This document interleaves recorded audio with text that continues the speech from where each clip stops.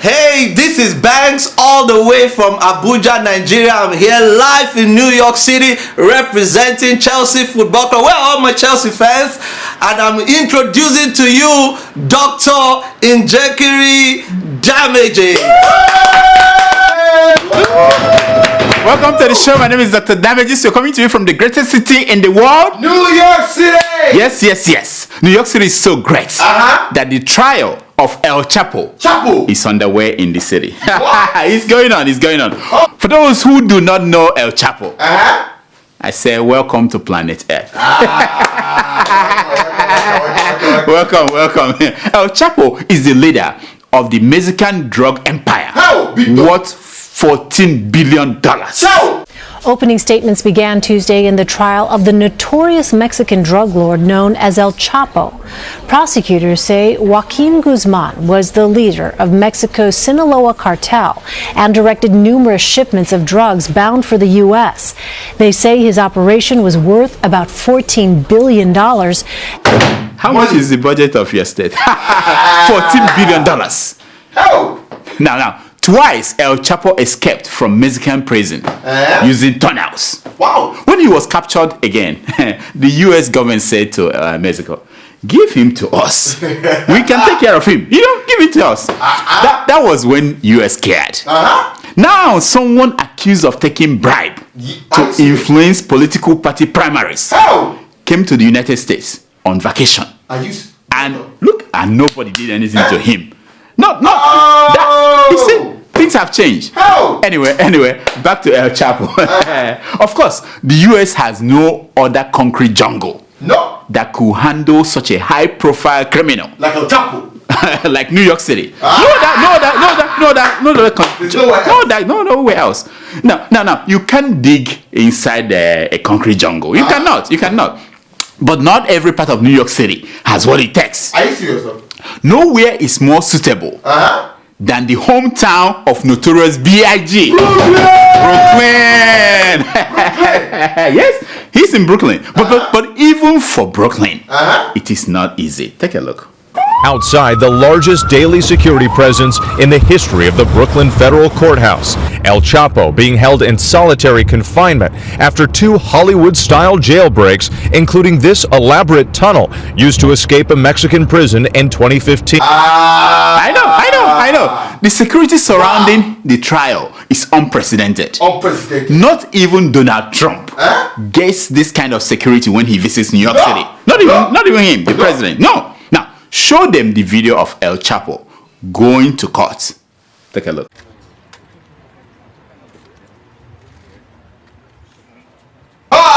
My friend, that is not Korean leader Kim Jong-un going to the toilet. I said show them El Chapo going to court.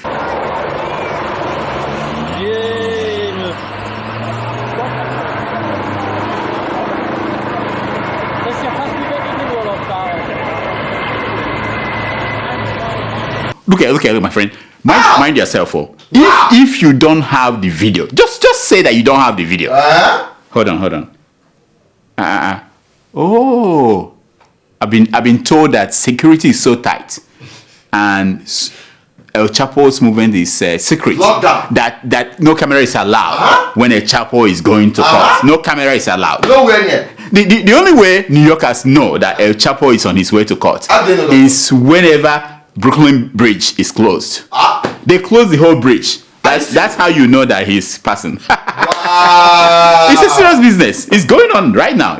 Now, talking about bridges that are closed. How was their Thanksgiving? It was great, doctor. Last week was Thanksgiving in America. That is usually when Americans eat in one weekend food that is enough to feed 10 families in Somalia for 6 months. No, not Somalia, doctor. For 6 months. Okay. Not just Somalia, It's equally true for people in Daura. In Daura, in Nigeria. Now, during Thanksgiving dinner, Americans also profess why they were thankful. They are good people. Along that line, here are the top 5 reasons why I'm thankful.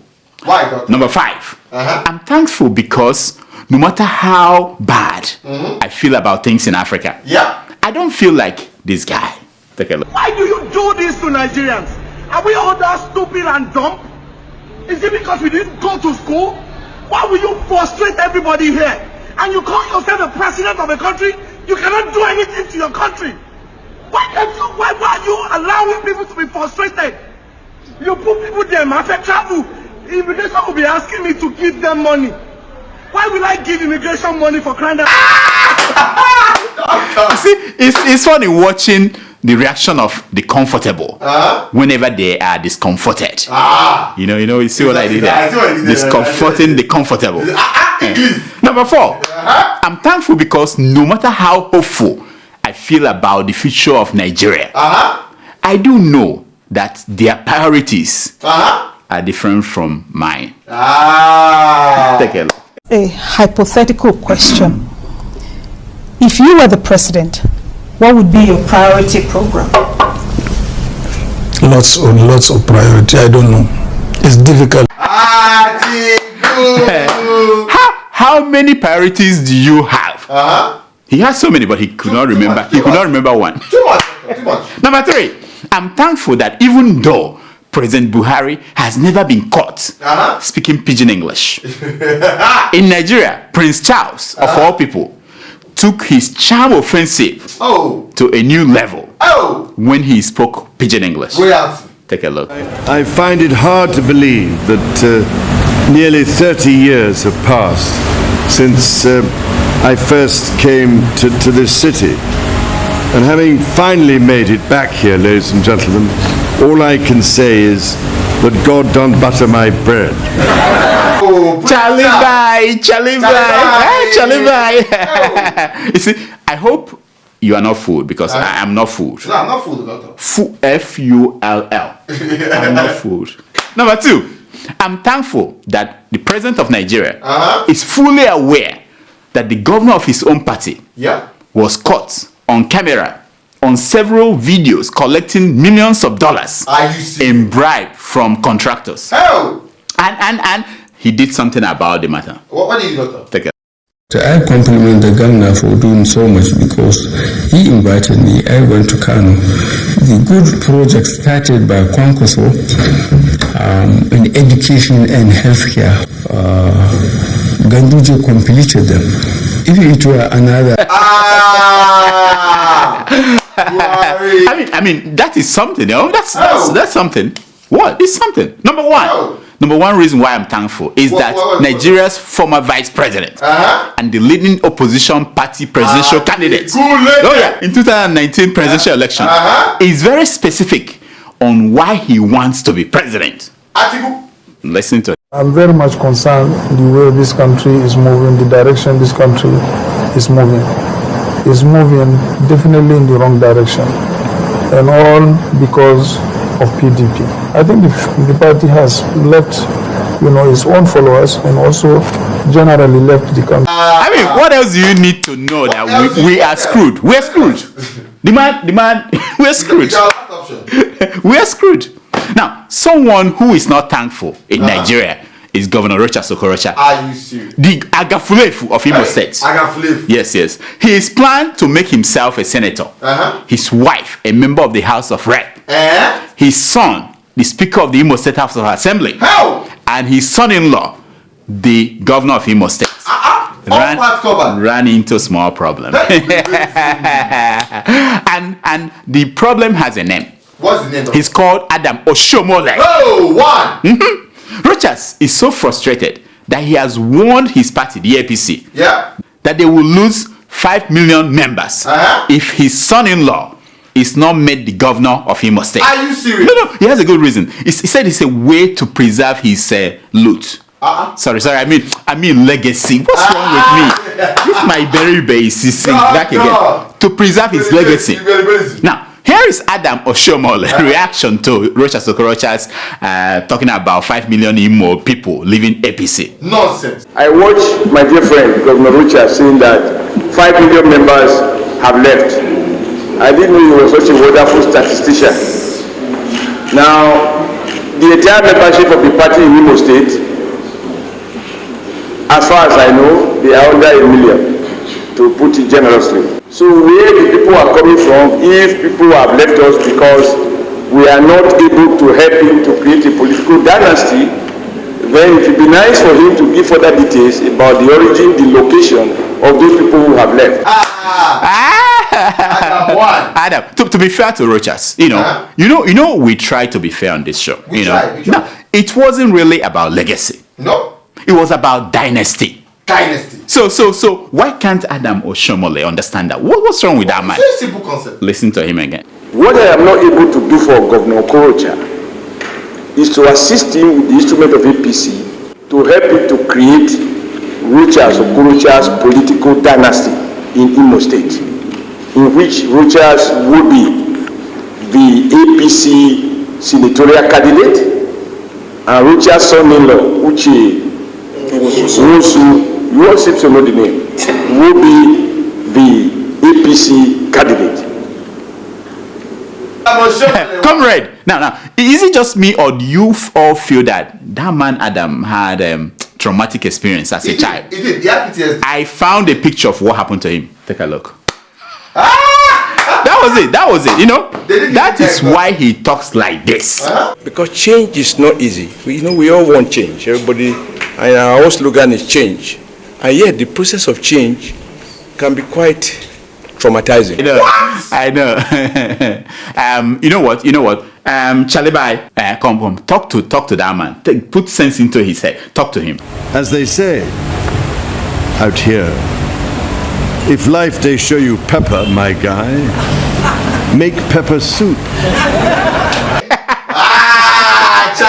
Charlie. Now, talking about leaders making a change. The bulldozer is on the road again. The president of Tanzania, Mr. John Magufuli, is on a mission to recover over $900 billion US Everybody's going to jail that he said has been stolen from his country in the last 30 years. The man is not kidding. He's not kidding. He is demanding that corrupt officials return the money themselves, or he's coming after them. What? Wherever they might be, in whatever part of the world they might be, he is coming after them. He said he doesn't care. You vomit it.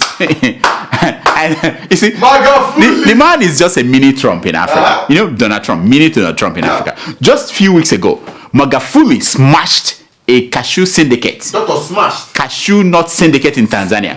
He destroyed it. The man, first of all, he sacked both his agri and trade ministers over farmers' dispute with cashew nut traders. Wow. You see, when Buhari had that, the Buhari said, you can fire your ministers, two of them at once. As president, you can do that. Oh my God. After sacking the ministers, Magufuli then deployed his soldiers to go and collect all the cashew nuts from Tanzanian farmers. Oh yeah, he said, poor Tanzania. While other African countries are dealing with sick presidents, terrorist attacks, Tanzania had cashew nut crisis. They're going nuts. You see, President Magufuli gave traders in Tanzania 74 hours to buy crops from farmers at the approved price. What? When they failed, he sent in the military trucks. Are you serious? To go and collect the nuts.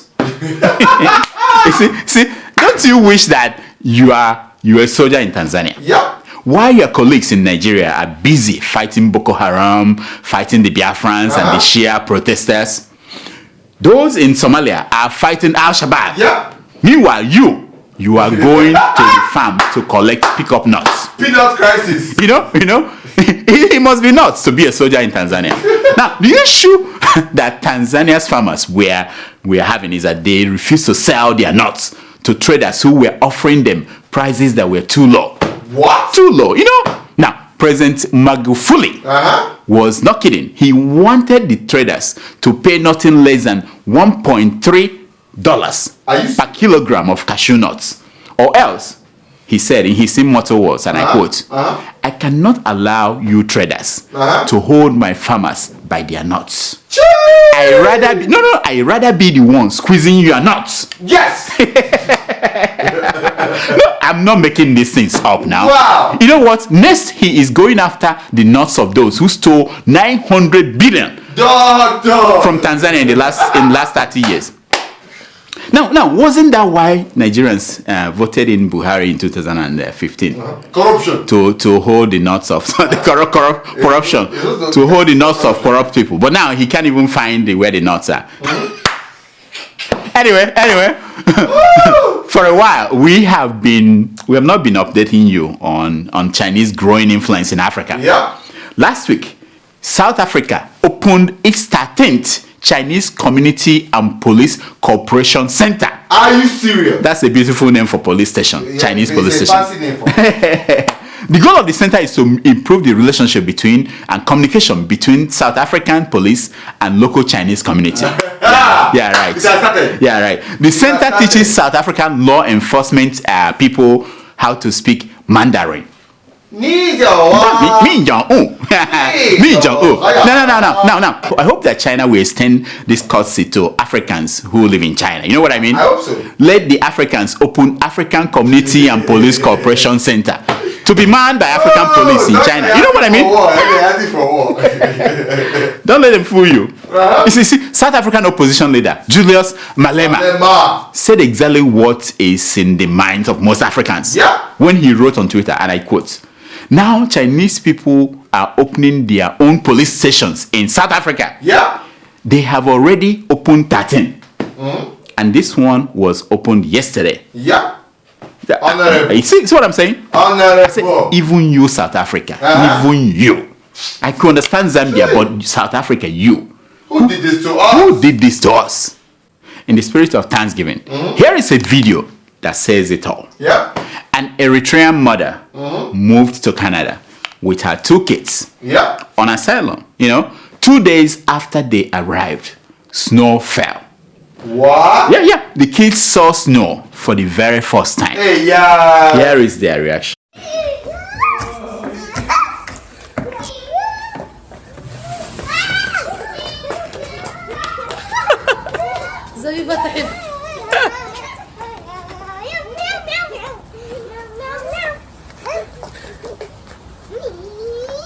Isn't that cute? Hey, priceless. You know what I mean? Priceless. That is so cute. Oh. I need to go to Canada. Good things happen,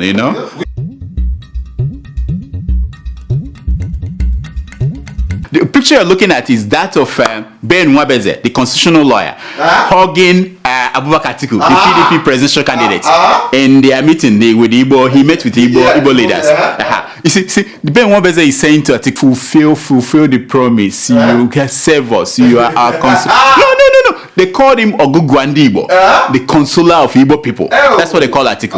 Now, remember, Atiku is not the first person to get that title. That's consular of Ndibo, the second. The first one was Ibrahim Babangida. Now, this Ben Nwabeze, was he not the one that blessed Nnamdi Kanu and said fulfill for? He was the one.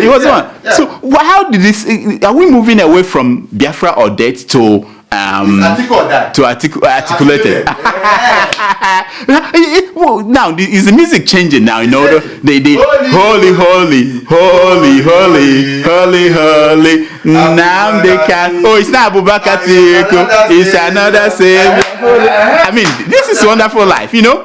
No condition is permanent. No condition. I'm telling you, make sure you invest in don't invest in one thing, one portfolio. Put some here, put some here, put some. You never can tell. You never can tell.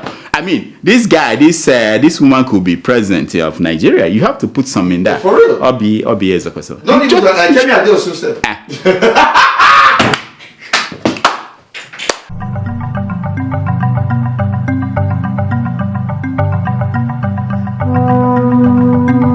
Here are some stories making headline news across Nigerian newspapers this week. PDP hires U.S. President Donald Trump's campaign strategist. Are you serious? Oh yeah, they did. They went. No, seriously. You see, remember that APC hired Obama's strategist and they won the election. Well, PDP is doing the same thing, and it has paid off already. So they can think. Atiku just got his visa to the U.S. That's first payment. You know what I mean? Are you coming for the reception? Yeah, we're coming. We have to go. FBI, CIA, Dr. Damages. I mean, we will see how. What? Even Jefferson, what's his name? The Congressman Jefferson. We also CIA, FBI, Dr. Damages, Jefferson. I mean, at the reception, the line, how are you? Next, Senate uncovers another $1.1 billion withdrawn from Nigerian liquefied natural gas account by NNPC. Now, this is big. 1.1, another one, not the first one or the second one. Now, the point is that this is happening the same week that EFCC is trying to extradite the Tanzania back to Nigeria for trial for money that we are missing when she was Minister for Petroleum. And money was going from NNPC was taking money from what? It's unbelievable. Is it not irony? Is it people don't even have that sense of irony anymore. They don't understand. They are stealing and they are still trying to get the person that stole to come and account for the one that it's like pickpockets. Someone is being killed or being executed for stealing. Somebody is stealing from the pocket. That's Obasanjo's story. Anyway, this is wonderful. DSS asks Buhari to prosecute Oshiohmole for making millions of dollars from APC. Are you serious? You see, I am not starting a countdown on this one. I have better things to do with my life. I'm not waiting for Buhari to act. Look, I have things to do now. Udoka I need to take care of Udoka. This is wonderful. 2019, Niger Delta states can take 100% of the oil revenue, says Atiku. What? Yep. Now, I know that Atiku actually he wants to be president. Scratch that. Now I know that Atiku is desperately interested in being president of Nigeria. Desperate. There's no other reason why he will say something like this. Anything to make him president, he's for it. Anything. Say it.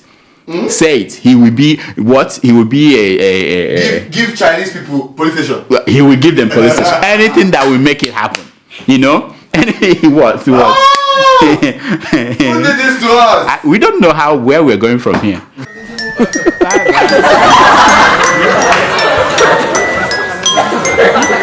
It's time for your email. Give a break. Welcome back. Welcome back. Wow. How was your Thanksgiving? It was fine. You left me last week now. You and Tomato just. That meeting. What happened behind the scene? Nobody told me. I had to leave. I had my students. I had to leave. But behind the scene, there were things. Before I could, that's how you replace people. Before I could say Jacobi said, Tomato just was back.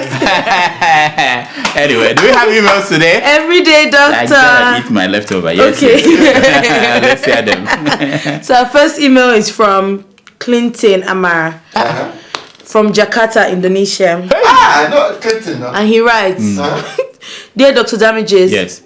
Please, doctor, I want to ask the presidential candidate of AAC. Mr. Shore. Shore, yeah. Does he believe he will win the presidential election through social media alone? This guy is... It's a heavy blow. This is... Wait, hold on. Yeah. Do we know his name? No. On August 2018, when I traveled back to Nigeria, I visited some cities, Abuja, Lagos, Owerri, and I asked so many people about Mr. Shore. They didn't even have any idea about him, his political party, and his political ambition. Nigerians only know about PDP and APC, which are the most useless political parties in the whole world. I think it's better if he starts to introduce himself to the masses, like in churches, markets, villages, and cities. This guy is a campaign. Strategist. He's trying to be in the kitchen cabinet. He wants to be in the kitchen cabinet. Because so many Nigerians have phones, but they don't subscribe for internet data. Or some of them don't have electricity to charge their phone. They just use the phone for calls and SMS only.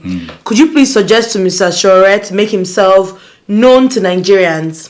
Last but not least, God will punish the political party called APC and all their candidates. From the president to the councillors. Wow. Yeah, this guy. I like it. What are we going to do now? The kitchen cabinet guy. He's not here. It's snowed outside. Most people we struggle to come here for you. So, by my friend from Indonesia, if he watches, he used to watch our show, but he's not a big guy now. A big guy, he doesn't. But hopefully the Take It Back people will watch and pass the message. Pass the message. Does he return your call? This is good feedback. Does he return your call? So anyway, but they will get it. They are watching. They will pass the message across. Next. Okay, our second email is from Osaz. From Round Rock, Texas. I know. Yeah. And he writes. Yes. Hello, Dr. Njakiri Damages. He knows the phone, the whole thing. The full government. The full government name, yeah. I'm your biggest fan in Texas. Yeah. Yes. I have never written to you before. Wow. I only enjoy your diagnosis of all African and Western palaver. Hey. Thanks for the great job you guys are doing. Thank you. He's our man. Let me solve my wahala before talking about Nigeria. He has a wahala. We can deal with that. You know? I watched episode 351. And you spoke of one pastor in Ghana that says women are getting too many. It's true. Yeah, that's a good point. It's not wrong. For that reason, men should take more than one wife. Man shortage. Yeah. Doctor, I'm in support 1000%. Wow, this is like my man, you know. And to start with this, yeah, I think I should reply to this email. Yeah. Is it not Sakike Bread single? Oh! Because she's endowed with most characteristics I adore. Wow. I can take good care of her if she agrees. My friend, listen. Oh, that's once more for the country. I'll let her talk to you, but the point is this. Let me give you a hint. You know, there are some bishops. I don't know the level. I don't know the level you are in. I will hear the last of this bishop in the church. You know, they are bishops, not pastors. So not pastor. They will know not as a level. I'm talking about bishops. Diocese. These are the people who are putting applications. Diocese, yeah, exactly. Putting applications. Diocese on the Niger. Diocese on the Rochas. Diocese on you know. So I don't know, but talk to me later. You know, call me. You know. Send me a private email, not this public email address. Okay, answer the one. Answer the one because I'm not allowed to talk about this stuff. You know, I see things here I cannot, but I'll write a book when this. All I'm saying is that we're taking applications, so you can. You can send your application. The bishop will not be happy. The bishop will not be happy. And some of us will make it to the kitchen cabinet. Anyway, that's all the time we have for emails. Please keep sending your email to Dr. Damages at gmail.com and follow us on Twitter at Dr. Damages and on Instagram at Dr. Damages. Now here's my concern for today. It's taken from page 419 of the book This American Life by Anonymous, and it says, and above all else, be kind. And above all else, you can be a great footballer, a great soldier, but be kind above all else. Until next week, I'm Dr. Damages. I diagnose. You heal yourself. Thanksgiving. Were you kind? Did you because the sales have started. You know, I'm always kind. The Christmas sales. What are you think when you think about Dr. Damages? What are you thinking about? You know, is it Lamborghini? What's this car? Oh, as in kindness towards you. Now, doctor, your pocket is heavier than my own. we just I mean, husbands are writing in, and you know, have they sent the application? Because everybody we brought on this beside doctor. You don't know who Osas is. Osas can be a minister. You don't know. Once you put somebody beside doctor, they come and pick the person up. Doctor will remain the same with dealing with Mamudoka day and night. You know. Meanwhile, the people beside doctor will just be flying off. You know. Anyway, so. Sales. Did you buy anything? The Black? No. What is it called? Black Friday. Black Friday and Cyber Monday. Cyber Monday. Did you? Nothing. Doctor, I bought a new mail. There's nothing to buy. Finally, you got to that level. We should get a new camera. I'm still looking at blue, red. We want to get a new camera. Yeah, we should. Yeah, new camera. We should get new camera. Doctor can afford it now. What camera? We should get new camera for the show. Don't make me laugh. Don't make me laugh.